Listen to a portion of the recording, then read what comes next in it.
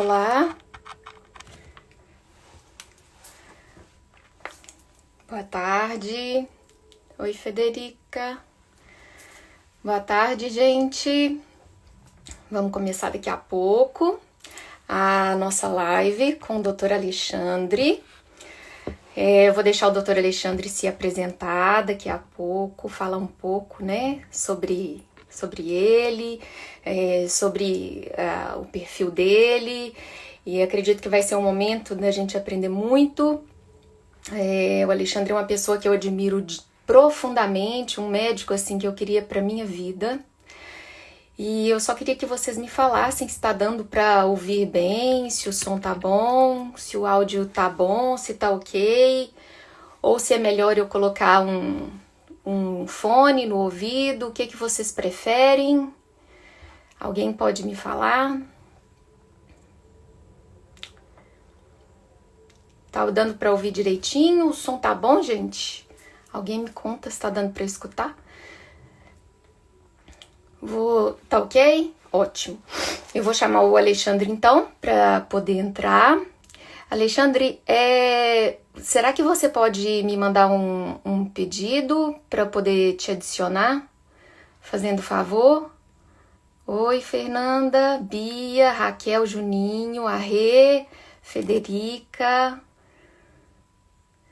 Só esperar o Alexandre me mandar o convite.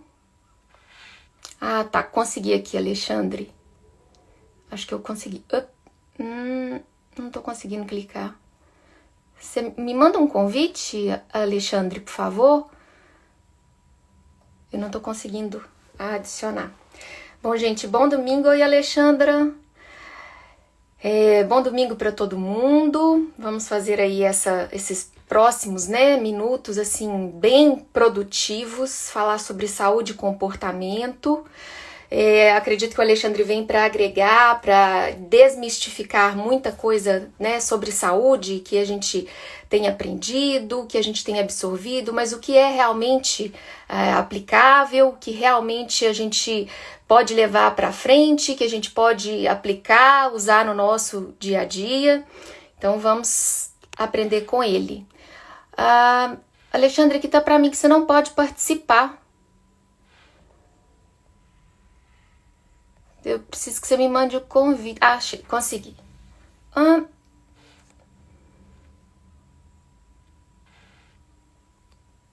Não consigo te adicionar. Será que eu começo de novo, gente? Vamos esperar o Alexandre entrar. Gente, eu começo a falar alto depois, que eu vou empolgando, vocês vão me sinalizando. Oi, Alexandre. Boa Oi, tarde. boa Bem? tarde. Tudo Tudo bem? jóia. Então tá Alexandre, bom. primeiro, eu gostaria muito de te agradecer, assim, eu te tenho como um ídolo para mim, né, dentro dessa parte da medicina, tanto da clínica médica e especialmente da nefrologia. Você é uma pessoa assim super dedicado, super inteligente, um profundo, né, conhecedor da saúde, do metabolismo e o mais interessante do comportamento humano, né? E aí, assim, eu tô muito feliz. Eu queria muito fazer essa live com você. Muito mesmo. Então, eu te agradeço. Eu tenho certeza que quem ficar aqui do começo até o fim só vai ter a ganhar. Né? O pessoal fala que tem muita live, eu não aguento mais tanta live, mas você está assistindo live que te agrega? Né? Você está assistindo conteúdo de verdade? Porque volume tem, oferta tem demais, né? Uhum. Mas vamos começar. Então, eu queria que você se apresentasse, Alexandre, falasse um pouco de você, da sua trajetória. Eu queria te agradecer, Rogério, pelo convite, né? É muito bom estar aqui. É uma oportunidade excelente aí da gente tentar conversar a respeito desses dois temas fundamentais, né?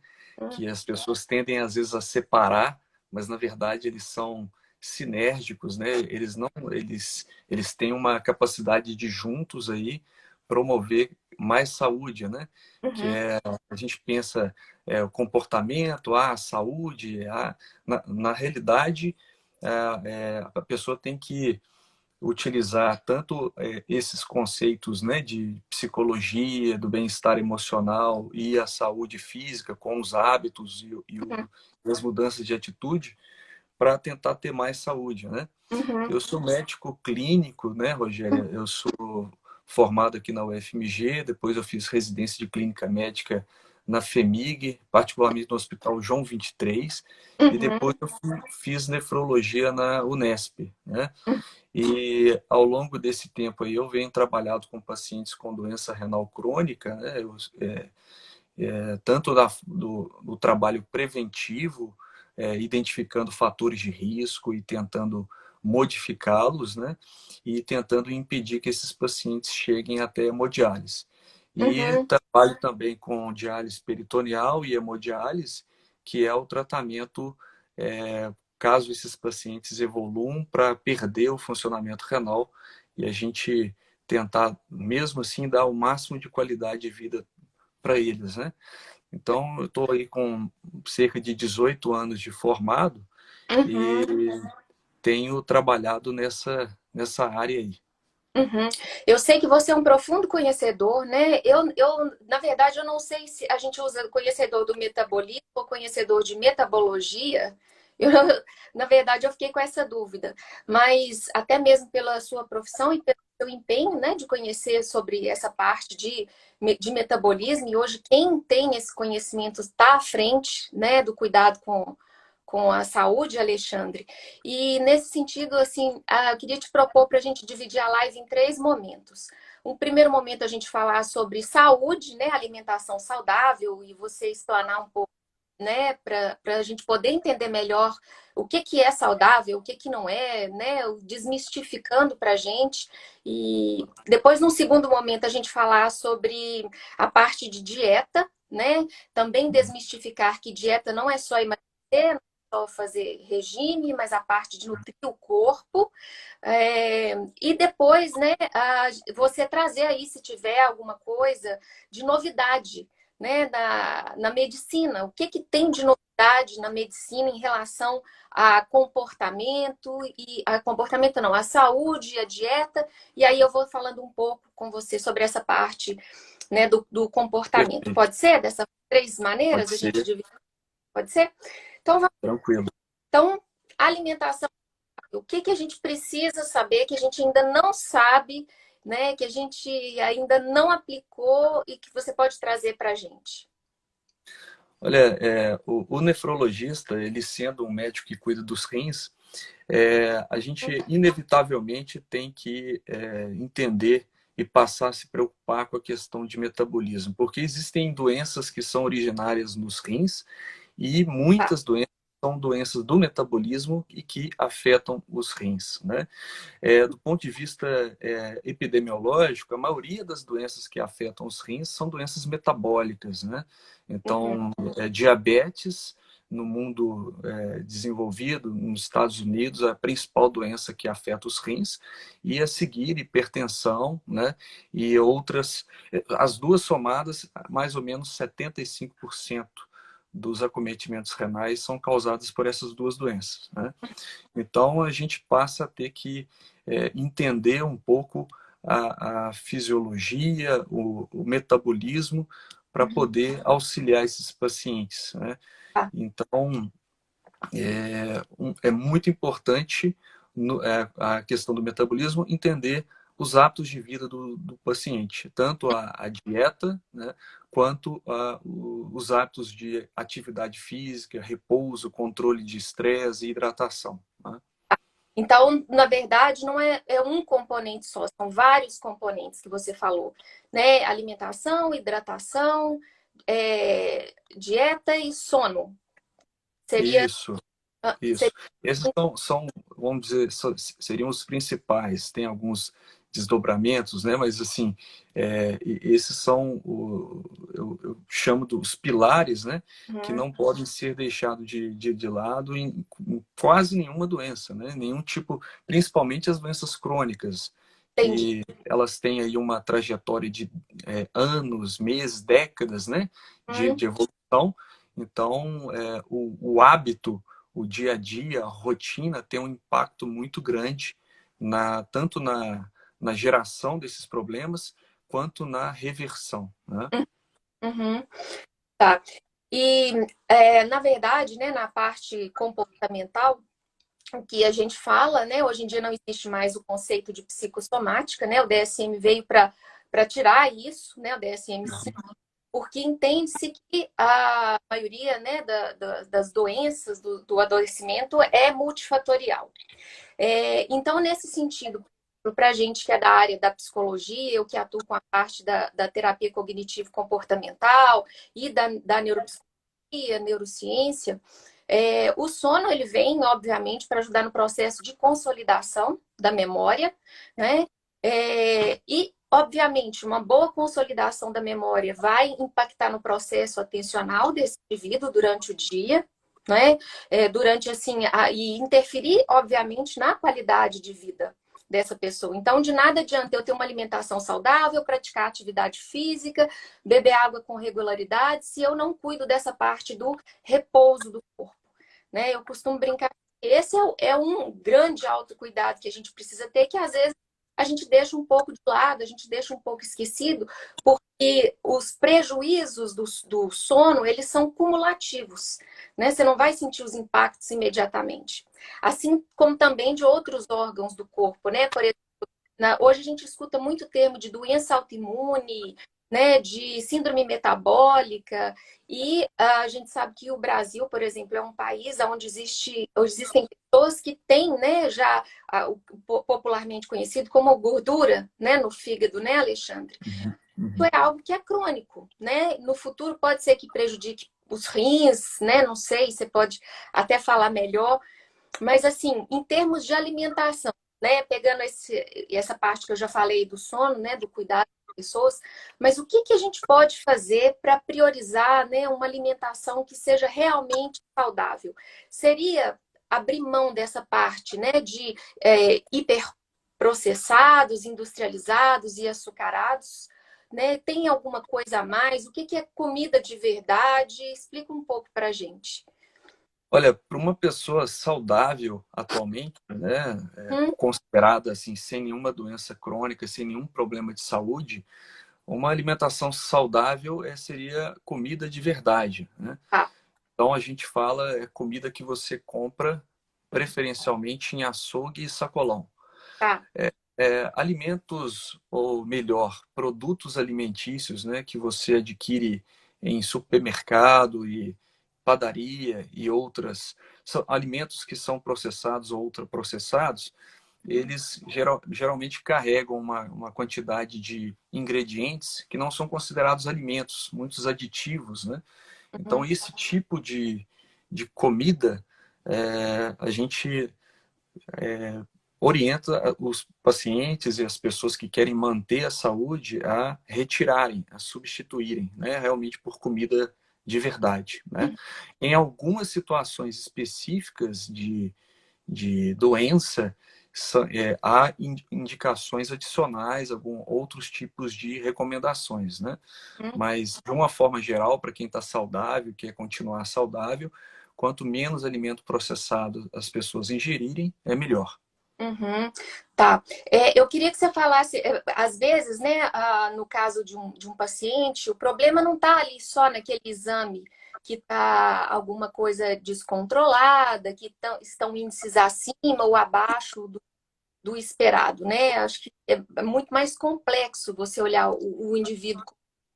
Mas hoje, por exemplo, na sua prática clínica, o que que você encontra assim de dificultador e qual estratégia que você usa, né, para incentivar o seu paciente a adotar uma alimentação saudável, que às vezes serve de dica, tenta, tenta, tenta, começa bem de manhã, na hora do almoço, e quando é à tarde já desanda tudo, e à noite, como já desandou à tarde, então à noite também não tem problema desandar. O que que você faz para ter, né, que você mostra assim de resultado para os pacientes que motivam eles a continuar investindo numa alimentação saudável?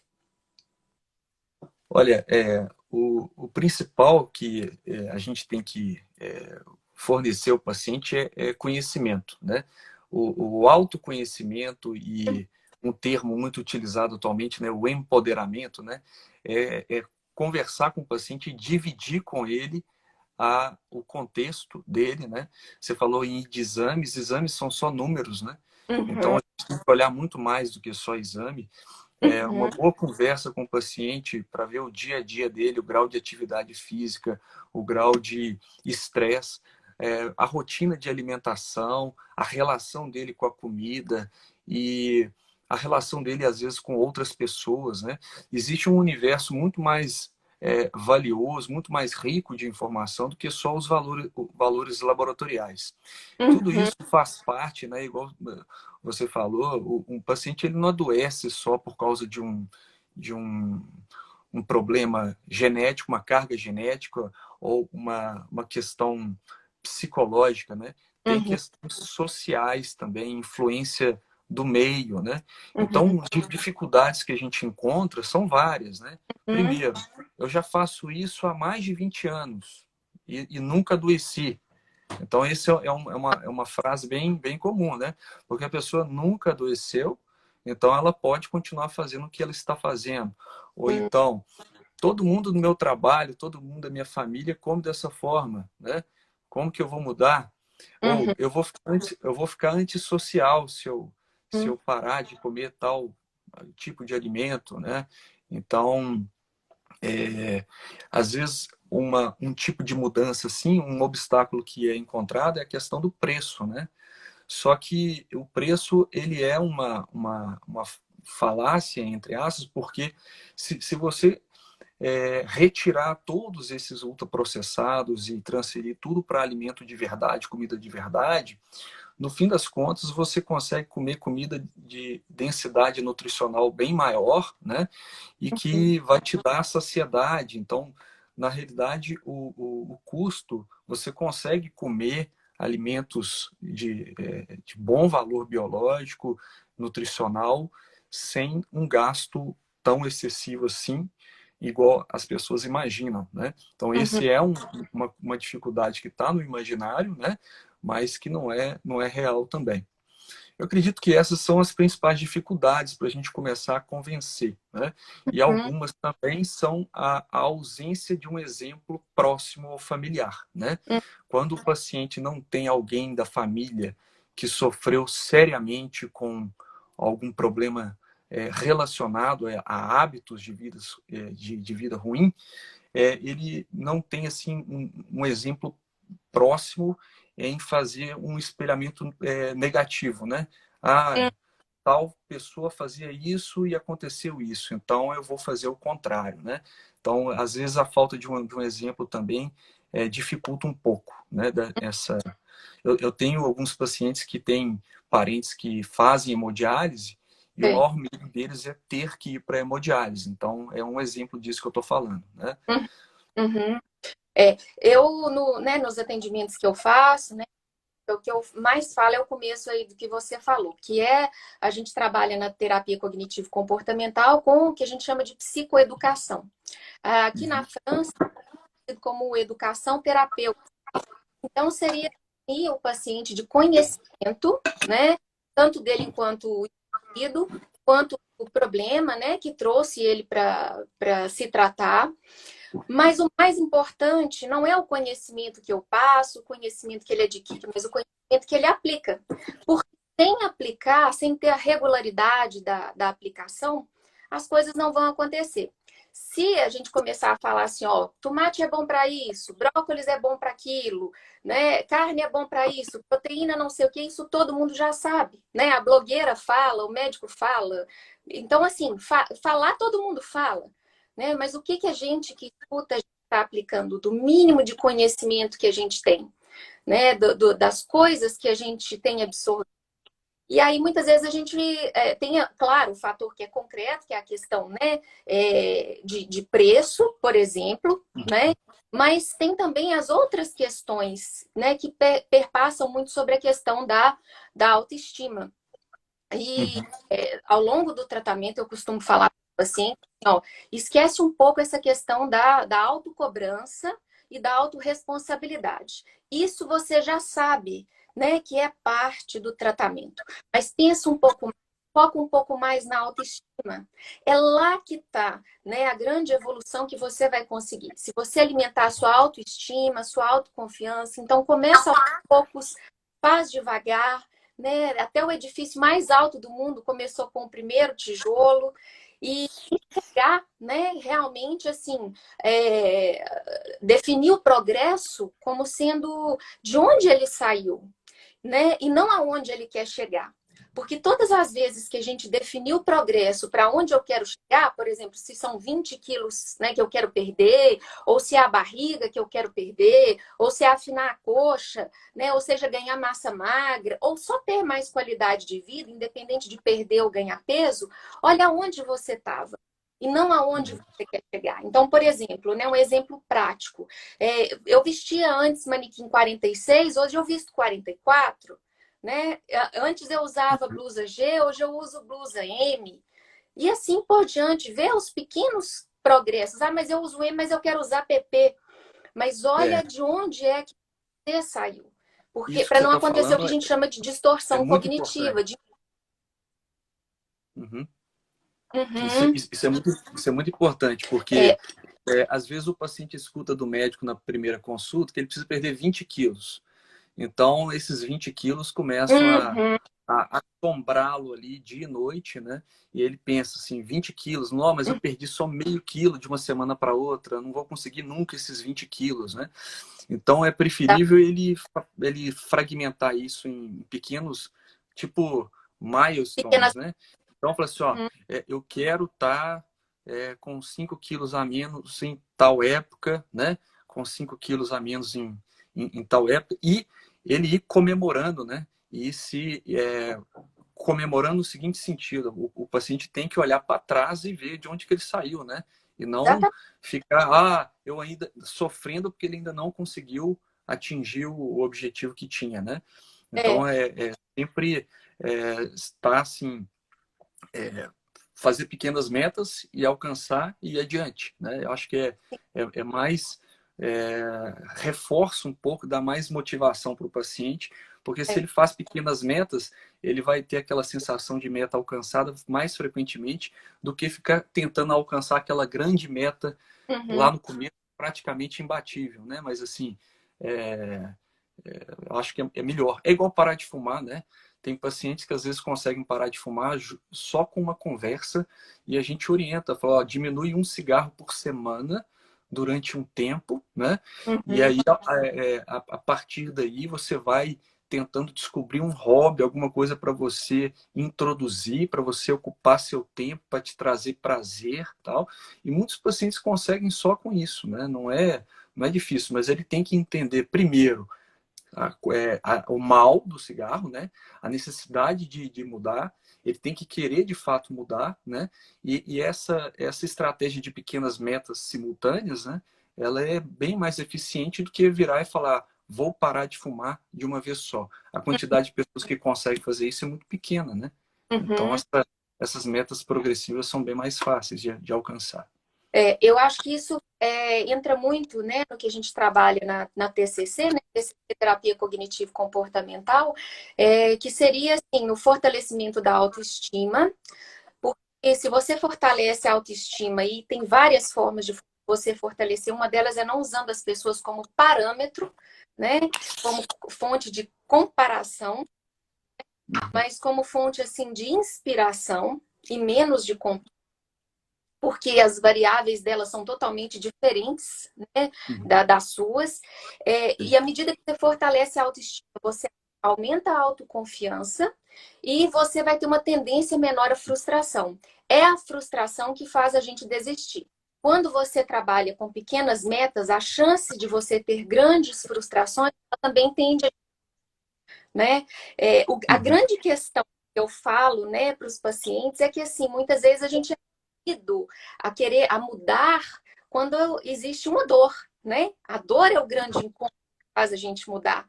A gente pode estar super sentindo, né, o peso de algumas coisas, de alguns comportamentos, né, de questões de saúde, mas a gente ainda não deu o primeiro passo, porque a dor ainda não é grande o suficiente para te fazer querer correr atrás. Mas quando a dor aumenta, quando a dor é maior, né? Aí, do que os ganhos que você tem, aí você vai dar o primeiro passo e vai agir.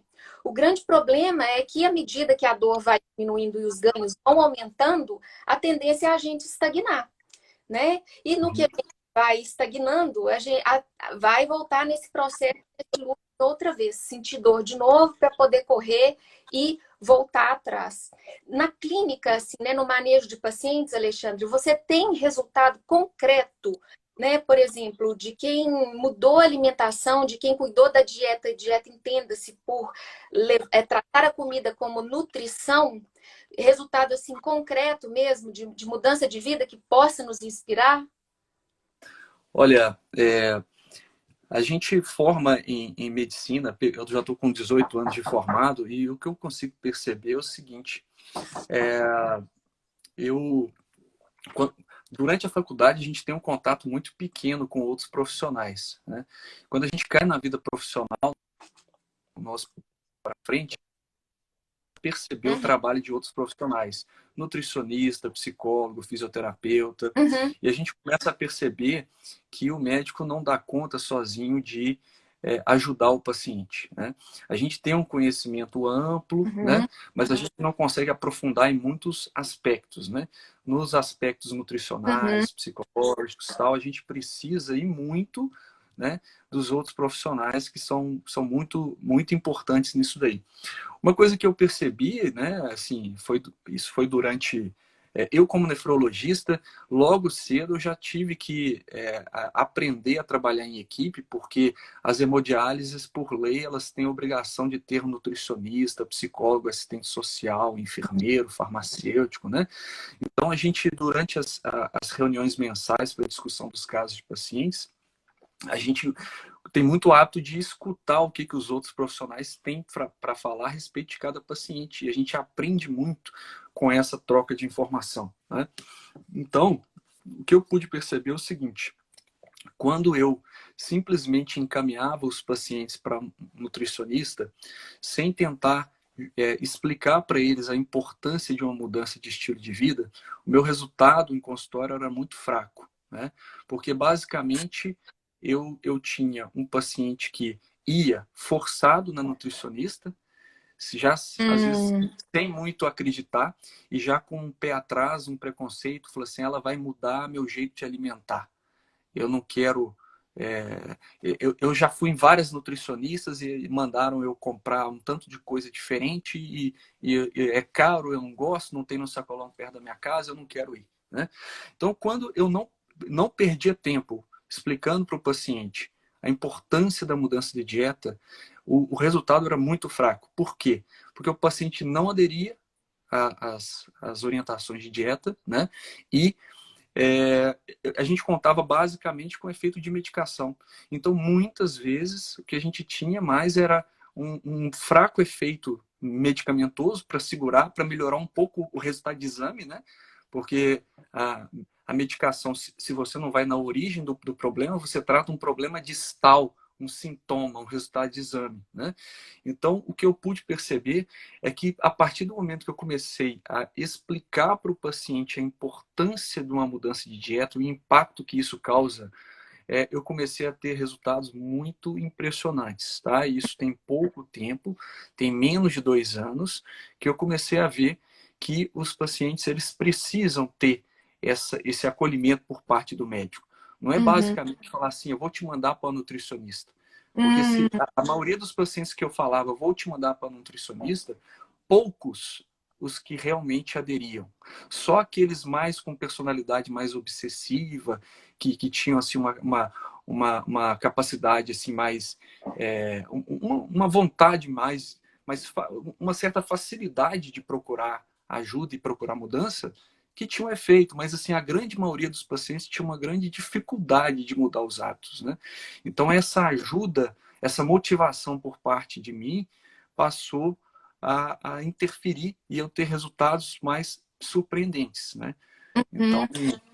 Aquela live que eu assisti sua, você contou, né, desse conhecimento que você tem aí de metabolismo sobre o paciente que tinha um problema, né, de gota, né? Eu conheço pessoas assim que têm problema, né, de gota, que têm problema ferritina, que tem problema com, né, com a questão de gordura no fígado. Eu queria que você, se pudesse, né, se fosse possível, você contar um pouquinho dessa experiência desse paciente, né, que estava com os exames alterados e o que que mudou quando você falou, né, da ingestão de mais proteína para ele. Ah, tá. Rogério, você sabe tirar os comentários? Eu não sei não, deixa Depois a gente abre de novo. você sabe. Tá. Seguinte, muitas coisas que a gente acredita, né, que são faladas em livros, textos e é senso comum, na Hum, realidade, elas não se provam do ponto de vista de ciência, né? hum. Então, Deixa eu muito do que... só para explicar ao pessoal, gente, eu tenho TDAH, então assim, eu distraio muito fácil também. Então eu faço um exercício aqui para não distrair, eu olho sempre para o mesmo ponto, né? Preferencialmente eu olho para minha boca como técnica, porque senão eu leio todos os comentários, né? Então a minha técnica é o quê? Olhar o foco para minha boca. Então eu estou sempre de olho nela, porque senão eu olho para tudo, menos para a tela. Mas eu tirei, mas daqui a pouco a gente vai abrir para as perguntas, tá, gente? Mas vamos lá. Então, conta aí que eu achei isso super interessante. Acho que para quem tem, né, ou já se deparou, tem alguém na família, né, com creatinina alto, com ferritina, né, ou com qualquer outra coisa que implique, né, em um tipo de doença crônica, acho que esse caso é ilustrativo e é muito bacana de escutar. Vamos lá. Não, existe um conceito, né, de síndrome metabólica, né? Síndrome metabólica é um Alessandra, conjunto... Oi? síndrome metabólica. Tudo hoje é síndrome metabólica. É, é um conjunto, né, de sinais e sintomas. O paciente que está hipertenso, com alteração de colesterol, elevação de glicose e sobrepeso, obesidade, né? Então, classicamente são esses parâmetros, mas a gente sabe que tem alguns outros, né, tipo ácido úrico e alguns marcadores inflamatórios e algumas outras coisas. Então, esses pacientes são pacientes inflamados, né, e que a síndrome metabólica em si é associada com vários problemas de saúde, tá? Como doenças cardiovasculares, como risco para demência, doença renal crônica, esteatose hepática, que é a famosa gordura no fígado, e vários outros problemas também de saúde, né? A síndrome metabólica, o motor dela, né, o que está por trás da fisiopatologia é a resistência à insulina, né? Então, um paciente que tem o corpo resistente à ação da insulina. Hum, E essa insulina deficiente em ação, né, o corpo dificultando a ação dela, ela arrasta uma série de problemas que vão atrapalhar a vida do paciente, né? Vai ter dificuldade de perda de peso, né? hum, Porque a insulina ela vai dificultar a mobilização da gordura para a queima corporal e essa inflamação ela fica persistente, né? E há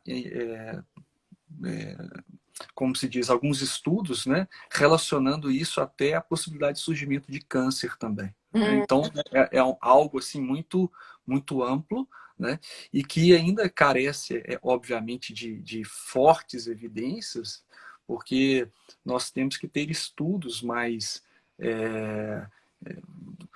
trials, né, randomizados, controlados, mas a gente, do ponto de vista de plausibilidade biológica e o que a gente já tem aí de alguns estudos observacionais, a gente consegue, né, respeitar essas hipóteses, né, que são Uhum. hipóteses bem plausíveis. E o que a gente tem visto realmente na prática também são alguns pacientes com esses problemas de síndrome metabólica, então ácido úrico alto, obesidade, diabetes, intolerância à glicose, hipertensão, pacientes revertendo esses problemas de saúde com a perda de peso, né? Uhum. Então, inclusive alguns casos que a gente não, acho que na realidade isso se tornou claro para a maioria dos médicos quando começaram a ser feitas as cirurgias bariátricas, que aqueles pacientes muito obesos perdiam aí 30, 40 quilos e eles começaram a ter meio que reversão do diabetes, né? Algo até então inimaginável da época que a gente formou. A gente não tinha esse conceito que o diabetes era passível de ser revertido, né? Então, quando o paciente perdia muito peso, obviamente, ele vai ter que uma orientação nutricional, uma melhora da alimentação, e a insulina dele costuma despencar. E nisso daí ele tem uma série de efeitos benéficos e muitas vezes paravam de usar medicação, paravam de usar remédio de pressão, paravam de usar remédio para diabetes e muitos adquiriam até uma vida normal, sem medicação. Né? Desde que mantivesse bons hábitos, né? Exercício físico, algumas reposições de vitaminas, né? E a alimentação saudável. Né? Mas também eu acho assim que hoje em dia o que mexe às vezes com a gente é o terror psicológico que fazem em torno da comida, né? Da alimentação. Eu tenho casos de pacientes que eu atendo, né, com distúrbio, né, com comer transtornado ou com transtorno alimentar e que trazem assim, por exemplo, às vezes foi consultar algum especialista e falou assim, olha, você não pode comer, você não pode engordar. Uhum. A partir do momento, né, do momento de escuta, você não pode engordar, todo o resto que o médico falou ali, a pessoa se fechou, né? Sim. Foi feito um terror ali. Quer dizer, se você engorda, tudo de ruim vai te acontecer. Mas, na verdade, mais do que preocupar com o não engordar, é o que é que eu vou ingerir, né? Muito preocupação com o que eu coloco, com o que eu acrescento, né? Menos preocupação com o que você acrescenta e mais preocupação com o que você retira. E de retirar aos poucos farinha branca, né?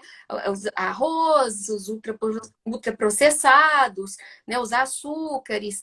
Claro, eu acho assim, não é, a gente sabe, né, pelas pesquisas hoje que dieta extremamente restritiva, a possibilidade de reganho é enorme, né? Até pelo mecanismo do cérebro de recompensa imediata e de escassez. Ele vai acontecer.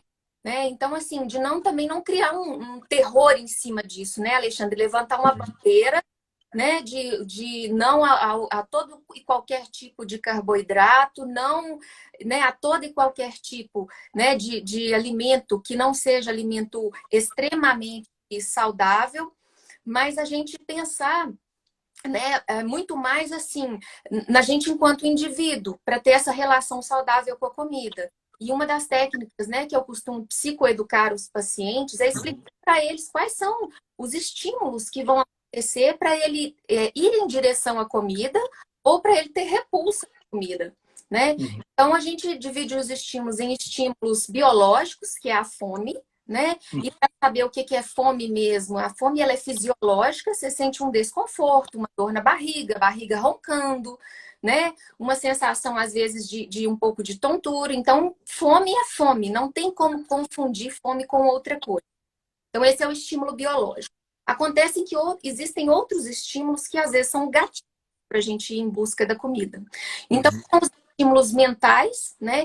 E esse, por exemplo, é o meu estímulo. Eu imagino uma comida, eu vejo né, eu lembro de alguma receita, que é o meu, né, o gatilho mental, eu tenho uma lembrança de alguma coisa da infância ou de alguma vez que eu escutei o paciente falar que, né, se debruçou sobre uma comida, então o meu estímulo é mental.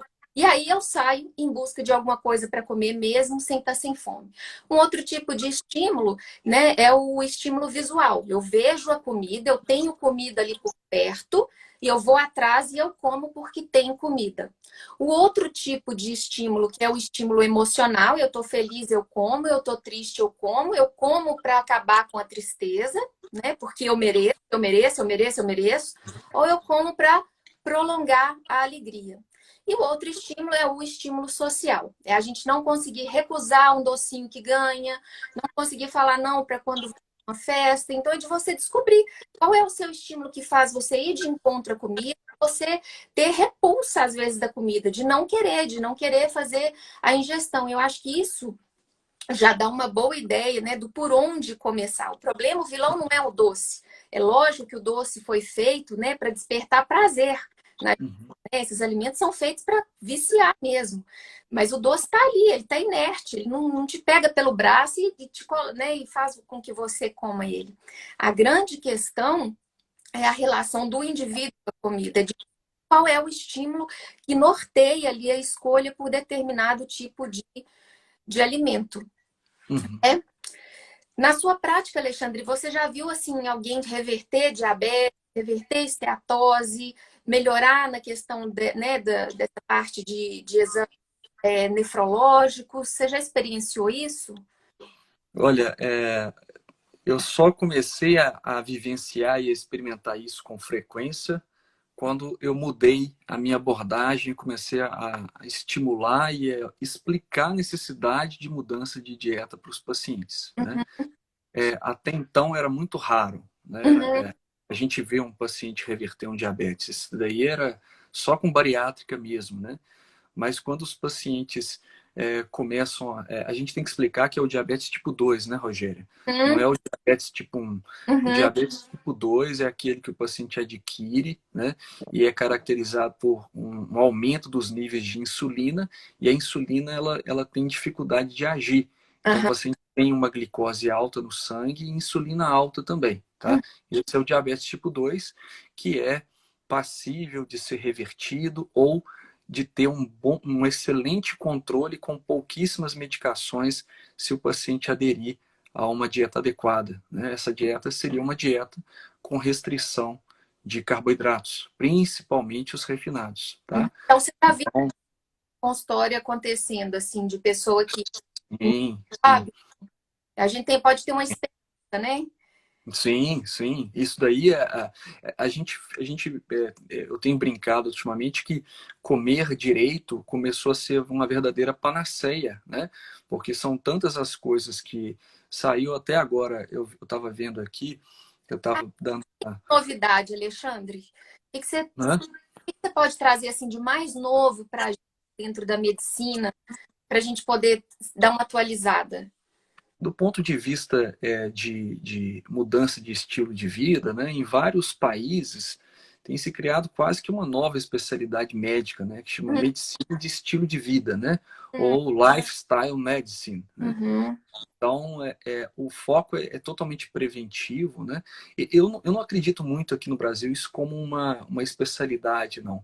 Mas eu acredito que você pode pegar essa abordagem e levar para várias das outras especialidades, para gastroenterologia, né? Quais são as mudanças no estilo de vida para diminuir e melhorar refluxo, né? Ó, Gastrointestinal. Quais são as mudanças de estilo de vida para emagrecer, para controlar diabetes, hipertensão, colesterol alto, né?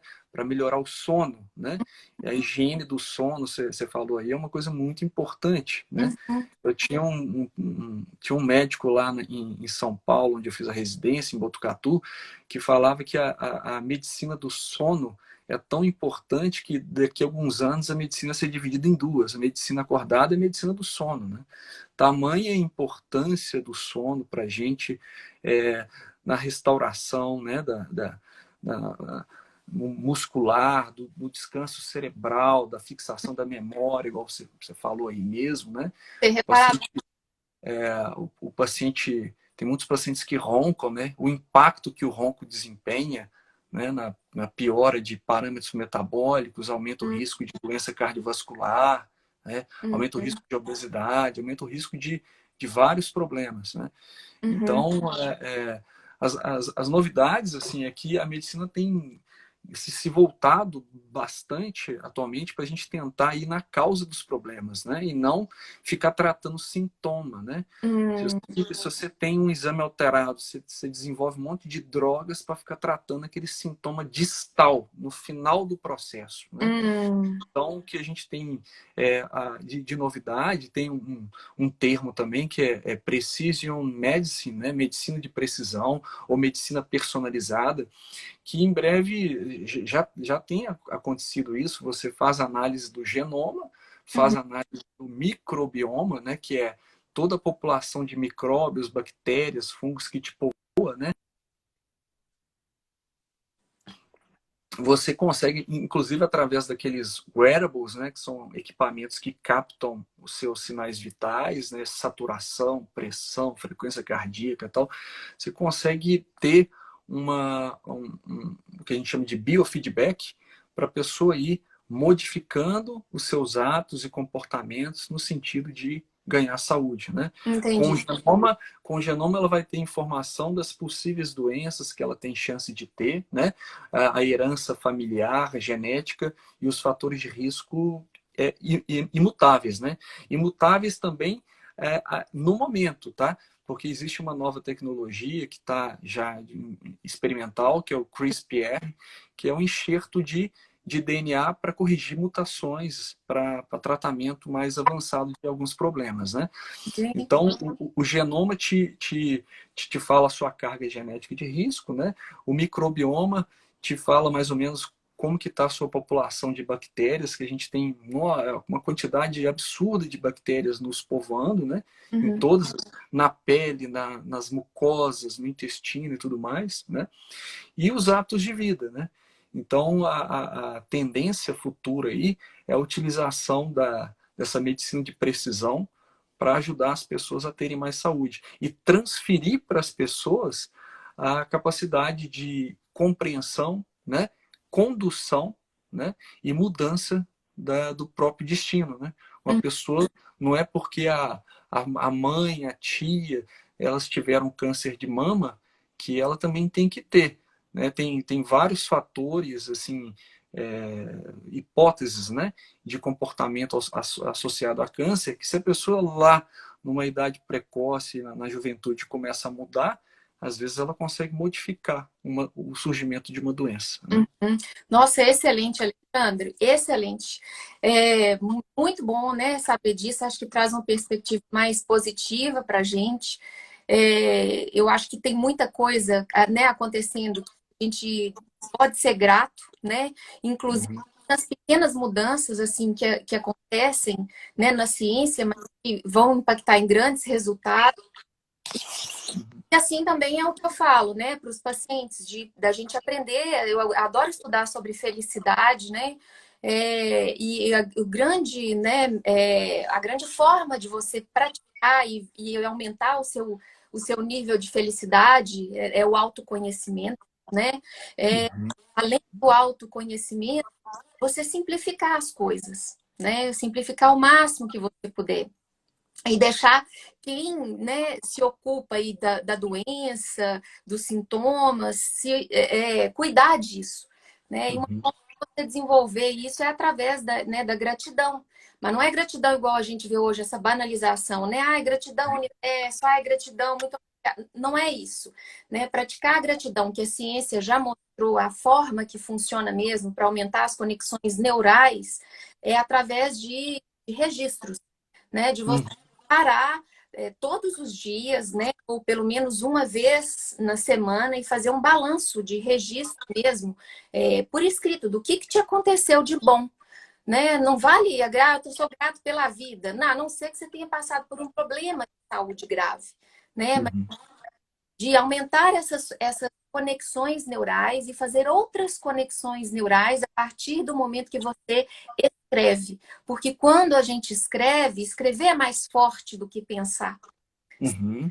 É mais forte do que pensar. Por isso, na terapia cognitivo-comportamental, a gente usa, né, bastante a questão do plano de metas, né, de registro em diário, porque o pensamento ele tem uma força. Mas a escrita é muito mais forte do que o pensamento. Então, né, fazer esse registro de 3 coisas boas que te aconteceram é que vai te pegar realmente que tem muita coisa em volta para ser mais feliz. Uhum. Bom, não tem muito a ver a pergunta, Uhum. mas eu queria, já tirando uma curiosidade, porque você é nefrologista, questão de água e pedra nos rins. Vamos começar com as perguntas aqui para a gente poder, né, fechar. Uhum. Tem que beber muita água? Qualquer um pode ter pedra nos rins ou só quem tem histórico? Fala um pouco disso para a gente, Alexandre. Ó, qualquer pessoa pode ter cálculo renal, né? Isso aí é um evento que pode acometer qualquer indivíduo, tá? Mas alguns indivíduos são formadores, né? Então eles vão ter uma formação mais intensiva de cálculos renais, né? Para evitar isso, o básico é ingestão de água, né? O paciente que é formador de cálculo, esse daí realmente tem que beber mais água do que a população normal. Por quê? Ele ele tem que ingerir mais água porque um dos mecanismos principais é uma urina supersaturada, né? Uma urina com excesso de solutos, né? Que vão formar cristais, e esses cristais vão contribuir tanto para a nucleação quanto para o crescimento de um cálculo, né? Então, o tratamento básico, principal, a raiz, né, basicamente da maioria dos problemas, ou próximo da raiz, é você diluir a urina, deixar a urina clara, né? Entendi. Entendi. Ô, Alexandre, vou abrir aqui. A gente recebeu algumas perguntas. É, bom, aqui tem uma pergunta: como resistir às facilidades e aos impulsos para permanecer focado na alimentação saudável? Você quer falar alguma coisa? Eu acho que o primeiro passo, né, para essa resposta aí é atrás de conhecimento, né? O paciente tem que ir atrás primeiro o autoconhecimento, né? É se conhecer, ver os seus padrões, tentar identificar os seus gatilhos, conforme você tinha falado aí, né?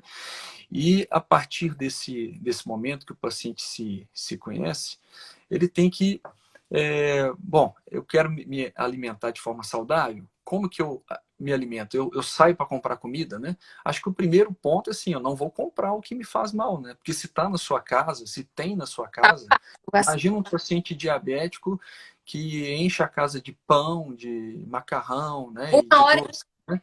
Então, assim, tem uma amiga, né, a Denise, do Low Carb BR, ela fala o seguinte: para de dar seu endereço pro chocolate, para de dar seu endereço porque se você comprar essas coisas e ter dentro de casa, né, você vai se sabotar, né, não vai conseguir manter um hábito saudável, né, necessário em alguns casos, né? Quando a pessoa tem algum problema mais grave ou quer alcançar metas, né, quer emagrecer e tal, não adianta se sabotar, porque vai dar errado, né?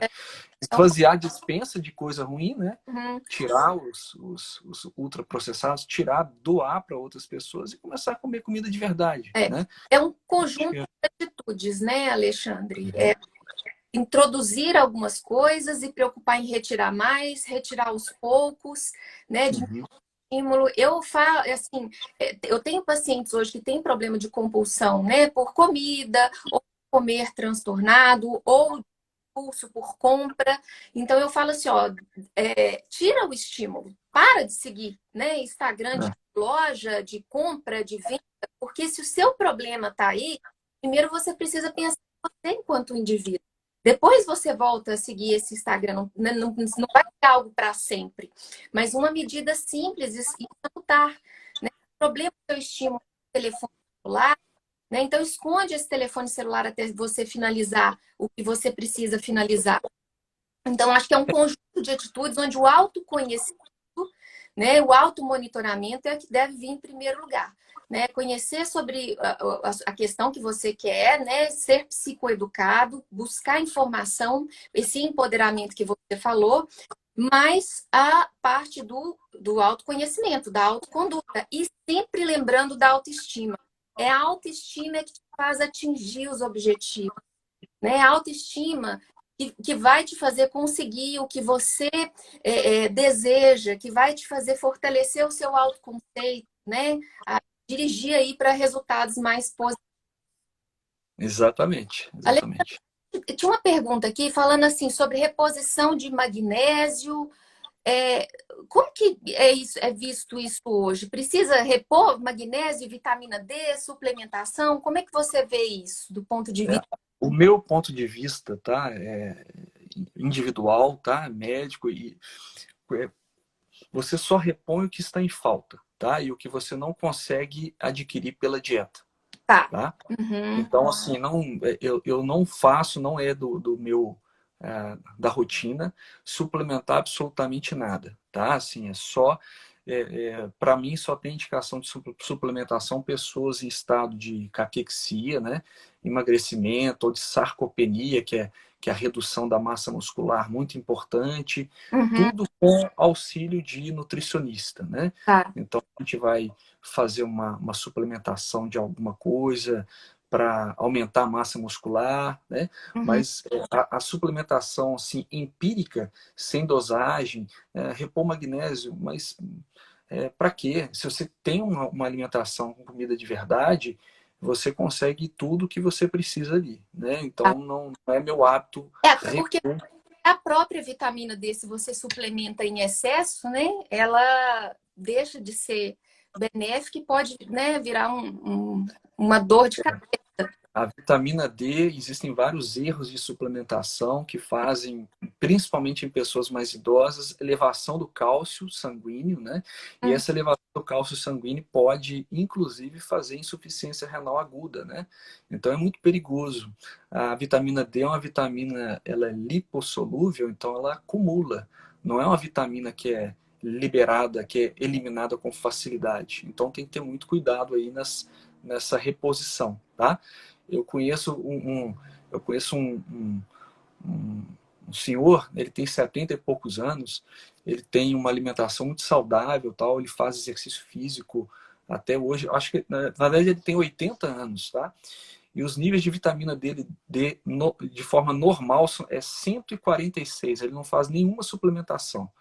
Ele come e toma sol todos os dias, tá? Ele toma meia hora de sol todos os dias. Na A hora? vitamina D... Hã? É meia hora de sol que E- precisa? e- a gente fala em torno de 20 minutos, né? Por dia, ou então 30, uma hora, 3 vezes por semana. Tá? Mentira, Não, barra nos braços, nas pernas, né? nas... É, já tem ali um espaço suficiente, não precisa ser no corpo inteiro. É claro que se você aumentar para o corpo inteiro, a sua produção vai ser maior, né? Tá. Assim, você vai precisar de menos tempo. Então, assim, não vejo necessidade de suplementar nada, a não ser que a gente identifique uma carência, uma deficiência objetiva, né? Uhum. Porque o resto a gente consegue tudo pela alimentação. Tá. Alexandre, mandaram uma pergunta falando sobre a questão do idoso, né? Às vezes o idoso, assim, que tem uma propensão, né, de ter mais risco de infecção urinária. O que que pode fazer para a gente prevenir, né, essa questão? Acho que essa pergunta era do idoso acamado, não é isso? Mas fala para quem, né, não está Tá, acamado e para a gente entendi. que está É quase. porque o idoso, né, normalmente ele tem é, uma, uma diminuição do reflexo de sede, né? Então as pessoas com mais idade, elas não têm esse estímulo para beber água. Hum. Então, elas às vezes passam um dia tendo tomado apenas um copo d'água, porque isso não as incomoda igual quando mais novas, né? Então, as pessoas mais idosas, elas têm que ser lembradas de beber água, né? Se o paciente for acamado, você tem que levar água até ele, né? E se for alguma pessoa do seu convívio, tal, você tentar observar e levar um copinho d'água de vez em quando, né? Para a Uhum. pessoa, porque eles perdem esse estímulo para ingerir água, tá? E isso aí os coloca em vários riscos, né? Risco de infecção urinária, né? Risco de constipação intestinal, né? E, inclusive, afeta a imunidade, né? Ok. A imunidade é muito dependente da hidratação. Ótimo. Alexandre, tá faltando 1 minuto e 20 para a gente encerrar essa live. Eu queria, né, que você finalizasse aí 30 segundos, né? Já te agradecendo, agradecendo todo mundo que ficou. Eu estou muito feliz, muito mesmo, por quem, né, continua aqui, que sinal que o conhecimento tem valor. O tema é pouco tempo para falar de tudo, com certeza ficou alguma coisa de fora, né? Mas eu queria agradecer a todos aí que participaram. E o recado é o seguinte: a gente tem que plantar para colher lá na frente, né? Se a gente quiser ter uma velhice saudável, uma velhice boa, a gente tem que lembrar sempre de uma alimentação saudável, hidratação, exercício físico e repouso, tá? E como se a gente não conseguir contornar alguma desses pontos, pedir ajuda, né? Então, os profissionais de psicologia estão aí, os nutricionistas, né, os médicos. A gente não pode ir levando a vida, né, sem pedir ajuda, tá? Exato. A gente tem que tentar reconhecer, autoconhecimento é fundamental, e a partir daí, né, Tudo vai, né? tudo vai. Gente, muito obrigada. Um grande abraço para todo mundo. Alexandre, eu espero poder fazer outras lives com você e até mais. Tchau. Obrigado,